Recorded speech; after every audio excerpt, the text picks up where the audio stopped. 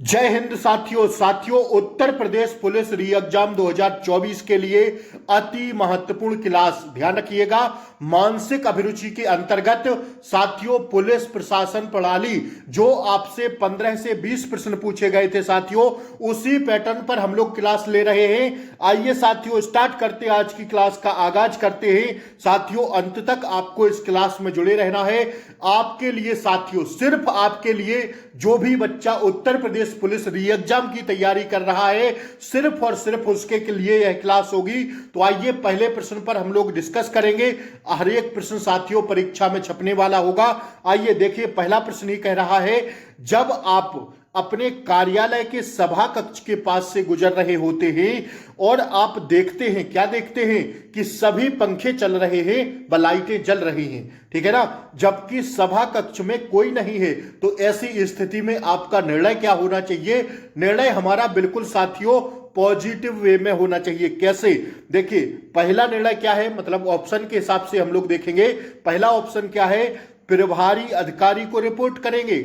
नहीं साथियों, छोटी सी बात के लिए हम अगर पॉजिटिव वे में सोचें तो हमारा ये गलत हो जाएगा, क्योंकि बहुत छोटी बात है। जैसे आप अपने कार्यालय के सामने से निकल रहे हैं, सभा कक्ष के पास से गुजर रहे होते हैं और आप देखते हैं कि सभी पंखे चल रहे हैं, लाइटें जल रही हैं, तो इतनी छोटी सी बात के लिए आप प्रभारी अधिकारी को रिपोर्ट करेंगे? नहीं, ये तो तर्क बिल्कुल नहीं बैठ रहा है।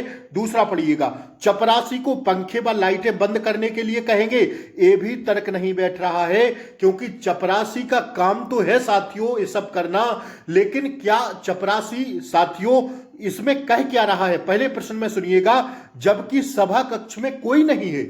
पहले आपको साथियों जो है प्रश्न को ढंग से पढ़ना है, तभी आप लोग इसका आंसर राइट कर पाएंगे। पहले ही वो प्रश्न में बोल दिया कि सभा कक्ष में कोई नहीं है, चपरासी है नहीं, तो आप किससे कहेंगे? तो ये तो यहां बात खत्म हो जाती है, ठीक है ना। अब देखिए, आप स्वयं पंखे व लाइटें बंद कर देंगे, ये एकदम साथियों तर्कपूर्ण सही है, और ऑप्शन सी हमारा इस प्रश्न का जवाब क्या हो जाएगा? एकदम राइट हो जाएगा। बात समझ में आई? अगला भी पढ़ लेते हैं। आप कुछ नहीं करेंगे, चले जाएंगे यह सोचते हुए कि यह काम हमारा नहीं है, ये तो बिल्कुल गलत है। भाई आपका काम नहीं है, लेकिन सभा कक्ष में कोई नहीं है, तो क्या आपकी जिम्मेदारी ये नहीं बनती है कि आप जा रहे हैं, सभा कक्ष खाली है, पंखे व लाइटें जल रही हैं, तो क्या आप स्विच साथियों ऑफ करने में आपको बहुत टाइम लगेगा? नहीं साथियों, ध्यान रखिएगा, ऐसे प्रश्न हमें पॉजिटिव वे में सोचना पड़ता है। और दोस्त, इसका राइट आंसर हमारा हो जाएगा क्या? Option C is the correct answer. बात समझ में आई? यही होती है साथियों मानसिक अभिरुचि, यही होती है तर्क शक्ति, ठीक है ना। आइए दूसरा प्रश्न हम लोग देखेंगे। आप सभी लोग क्लास को जल्दी से लाइक कर दें और चैनल पर नए हो तो सब्सक्राइब करके बेल आइकन प्रेस जरूर कर लें, ताकि आपको अब डेली क्लासों का नोटिफिकेशन मिल सके। 2-3 दिन आपकी क्लास नहीं ले पाए हैं साथियों, क्योंकि बहुत व्यस्तता के कारण। साथियों आप लोग ध्यान रखिएगा, री एग्जाम के लिए क्लासें मैंने स्टार्ट कर दी हैं, चाहे हिंदी हो, जीके हो, यूपी जीके हो, मैथ हो, रीजनिंग की पूरी प्लेलिस्ट मैंने बना दी है। आज से पहले 6 कक्षाएं हो गई हैं, लिंक हम आपको इसी क्लास के नीचे डिस्क्रिप्शन में दे देंगे। पहली क्लास भी मैंने मानसिक अभिरुचि की ली थी, उसमें भी साथियों महत्वपूर्ण प्रश्न थे पुलिस प्रशासन प्रणाली के, तो साथियों उस क्लास को भी जाके देख लीजिएगा। नीचे इसी क्लास के नीचे सारी क्लासों की लिंक हम डिस्क्रिप्शन बॉक्स में दे देंगे, आप सभी लोग जाके देख लेना। साथियों महत्वपूर्ण क्लास मैं ले रहा हूं, क्योंकि इस बार हमारा री एग्जाम में टारगेट होना चाहिए दोस्तों 55/55 का। देखिए रीजनिंग ऐसा कुछ क्लास देखिए नहीं, ये साथियों क्लास जरूर देख लिया करिए शाम को। साथियों अति महत्वपूर्ण आपके जीवन के लिए क्लास होगी, क्योंकि रीजनिंग हमसे 55 नंबर की पूछी जाती है और हमें ढील नहीं डालना है साथियों। 1-2-2.5 महीने बाद हमारा री एग्जाम होगा, अंत में हम कुछ नहीं पढ़ पाएंगे साथियों, ठीक है ना। तो अभी से रिवीजन करते रहा करिए, क्लास को शेयर कर दें, आप सभी लोग लाइक कर दें, चैनल पर नए हो तो सब्सक्राइब जरूर कर लें, ठीक है ना। आइए दूसरा प्रश्न हम लोग देखेंगे। आपको अपना परीक्षा शुल्क शीघ्र जमा कराने हेतु धन की आवश्यकता है, ठीक है ना। पहले मैं कह रहा हूं ना, प्रश्न को गौर से पढ़ा करिए दोस्तों, नहीं तो आंसर गलत लगा देंगे ऐसे प्रश्नों में। आपको अपना परीक्षा शुल्क शीघ्र जमा कराने हेतु धन की क्या है? आवश्यकता है। सड़क पर चलते हुए आपको रुपयों से भरा क्या मिल जाता है? बटुआ मिल जाता है, ठीक है ना। अब ऐसी स्थिति में आप क्या करेंगे? आप धन को अपने पास रख लेंगे और अपना परीक्षा शुल्क जमा कराएंगे। ये बिल्कुल गलत है साथियों, क्योंकि अगर हमें बटुआ मिला है, पर्स मिला है भरा हुआ पैसों का, तो हमारे नागरिक होने के नाते हमारी जिम्मेदारी नहीं है कि हम पूरा बटुआ अपने पास रख लें और अपना शीघ्र साथियों, क्योंकि देखिए हमें धन की भी जरूरत है। कुछ लोग लगा सकते हैं इस ऑप्शन को, लेकिन नहीं साथियों, ये तर्क बिल्कुल नहीं बैठ रहा है, क्योंकि मैंने पहले ही यह कह दिया है कि साथियों में पॉजिटिव वे में सोचना पड़ेगा, ठीक है ना। इस बात को ध्यान रखिएगा। तो ये तर्क हमारा बिल्कुल गलत हो जाता है। बटुए से मिला धन मंदिर में दान कर देंगे, ये मंदिर में दान करने वाली चीज नहीं है, क्योंकि किसी का भी हो सकता है यह, किसी को कितनी इमरजेंसी है और उसका आप पर्स या बटुआ लेके साथियों मंदिर में दक्षिणा कर देंगे। नहीं साथियों, अगर मंदिर में आपको चढ़ाना है, आपके पास श्रद्धा है, तो आप अपने पैसे चढ़ाएंगे, ना कि और किसी के। आप गरीबों में धन बांट देंगे, यह भी गलत हो जाएगा। क्यों गलत हो जाएगा? क्योंकि साथियों आपके पास पैसा होगा तभी आप बांटिएगा। भाई किसी की चोरी करके हम गरीबों में बांटे, ये तो बात गलत है ना। विशेष ध्यान रखिएगा। आप बटुए पुलिस को सौंप देंगे, ये एकदम राइट है साथियों। ऑप्शन सी हमारा क्या है? राइट आंसर हो जाएगा, ठीक है ना। बात समझ में आई? आइए तीसरा प्रश्न देखिए साथियों, अति महत्वपूर्ण है। आपके पड़ोस के मकान में अचानक आग लग जाती है, ठीक है ना। आप क्या करेंगे? सर्वप्रथम अपने मकान को बचाएंगे? बिल्कुल गलत है। लोगों को एकत्रित करने के लिए चिल्लाएंगे? साथियों ये भी हमारा ऑप्शन क्या हो जाता है? गलत हो जाता है।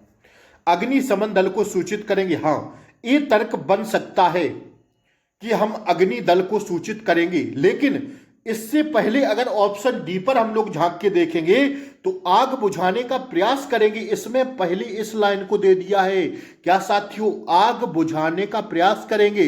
अब जैसे आपके घर के मकान के बगल में अचानक आग लगी है, देख सुनते रहे ना, बड़ा बड़ा ढंग से साथियों, तर्कपूर्ण सवाल है। आग बुझाने का प्रयास आपको पहले करना चाहिए, ना कि पहले अग्निशमन को सूचना देना चाहिए आपको।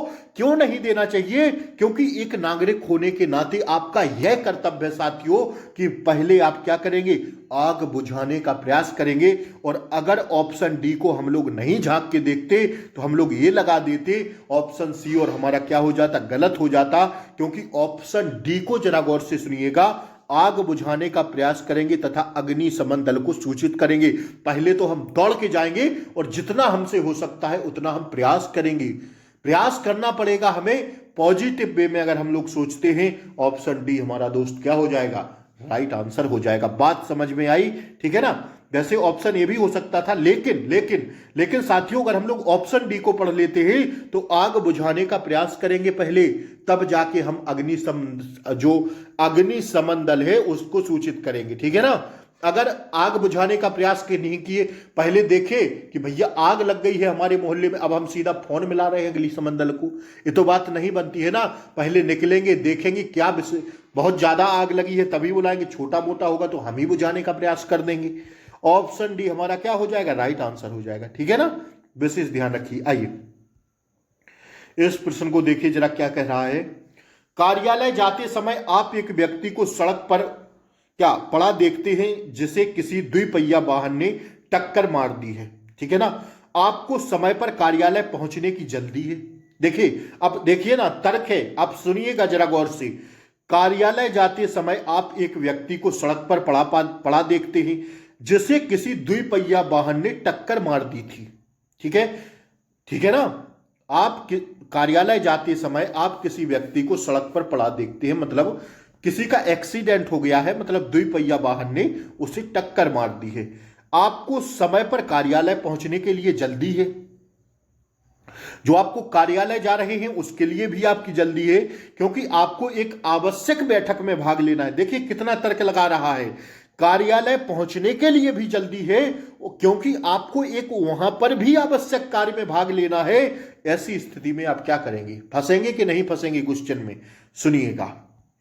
आप घायल पर ध्यान नहीं देंगे और चले जाएंगे। क्या आपका एक देश के नागरिक होने की यही जिम्मेदारी है?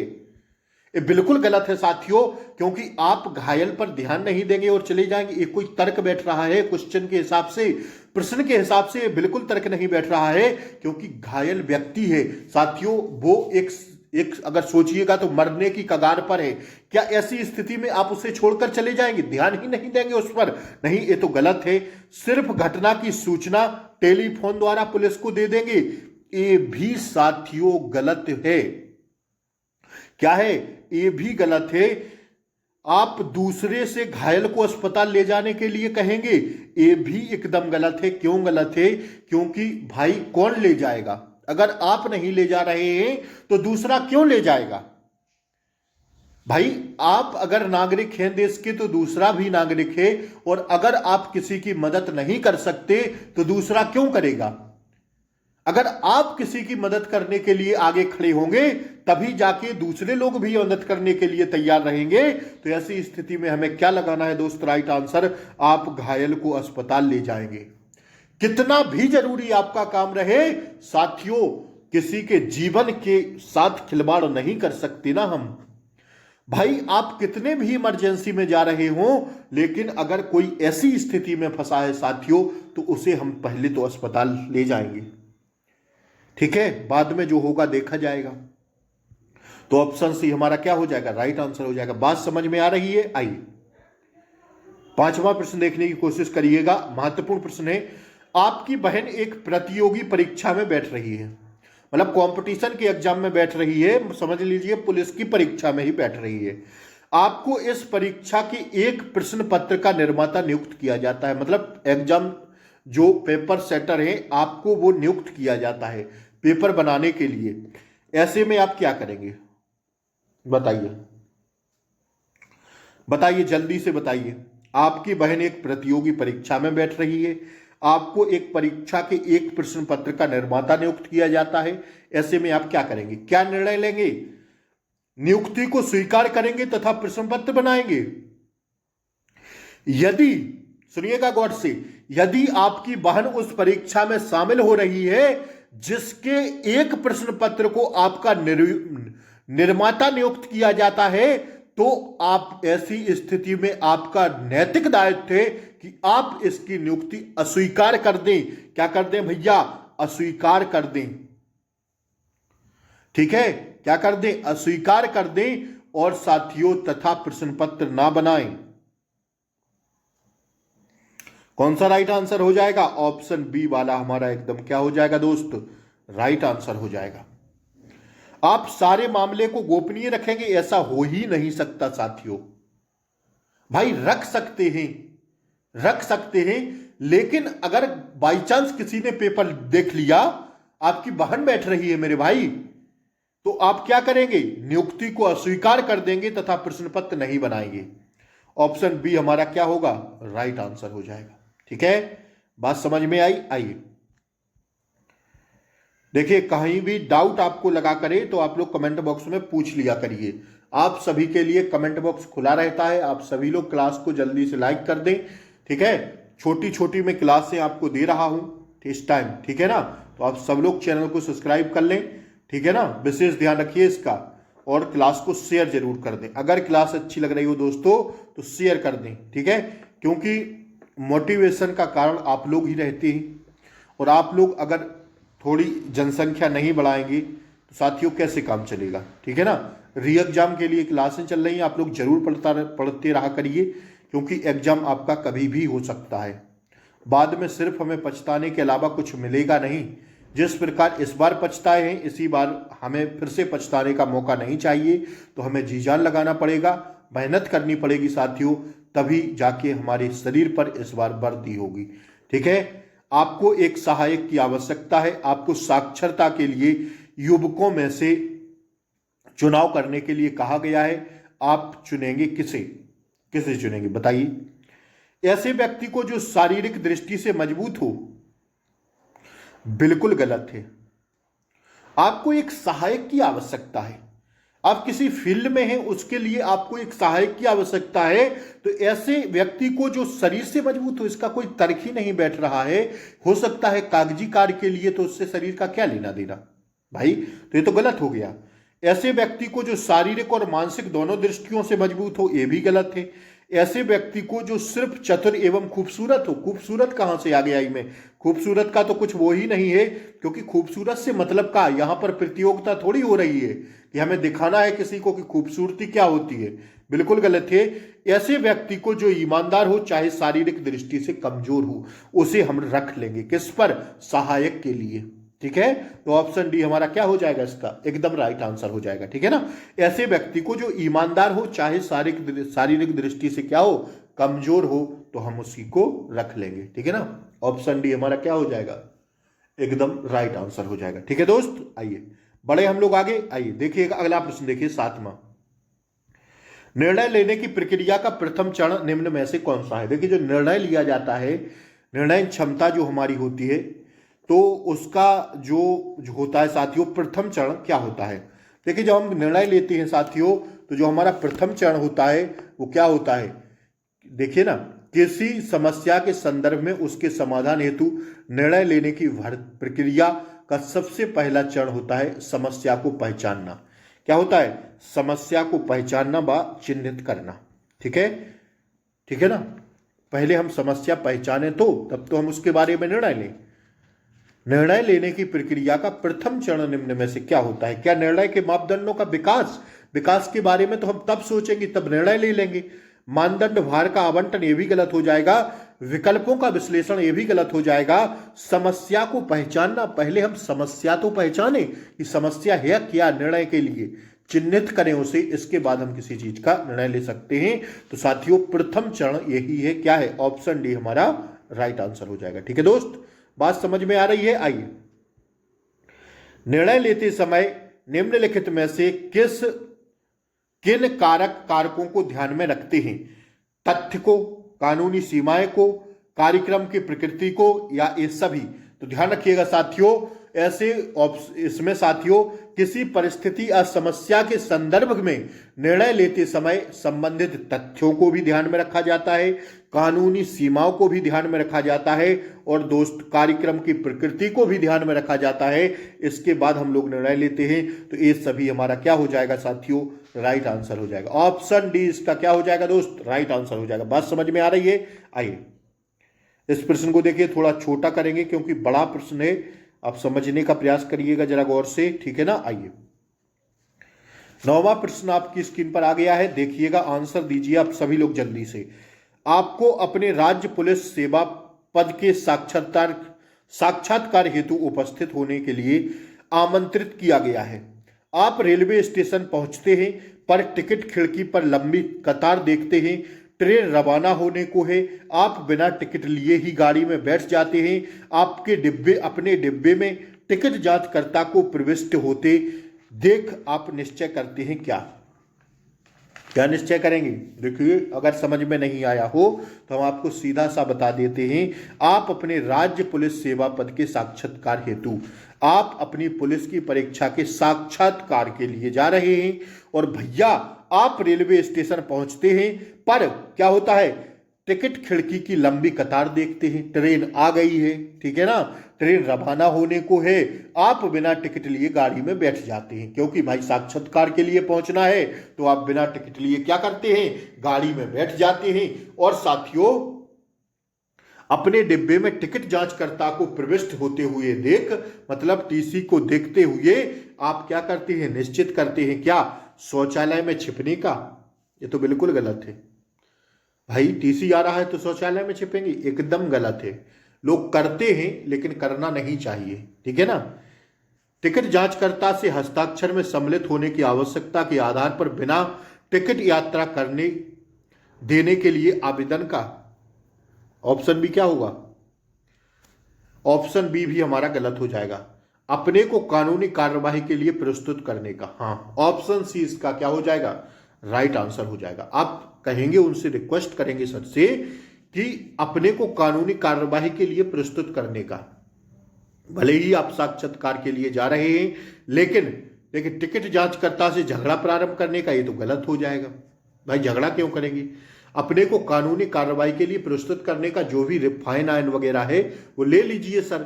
भाई जैसे हमारी ट्रेन आ गई है, हमारा इंटरव्यू है, हमें पहुंचना है, भाई ट्रेन छोड़ते हैं तो हमारा इंटरव्यू चूकता है, लेकिन प्रश्न में ही कह दिया है कि आप ट्रेन में चढ़ चुके हैं और टीसी आ गया है, अब वो आपको देख रहा है।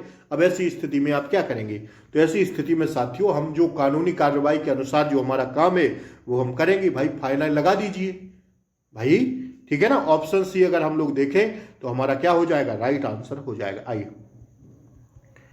अगला प्रश्न देखिएगा, निम्नलिखित में से कौन सी प्रभावी निर्णयकर्ता की विशेषता नहीं है?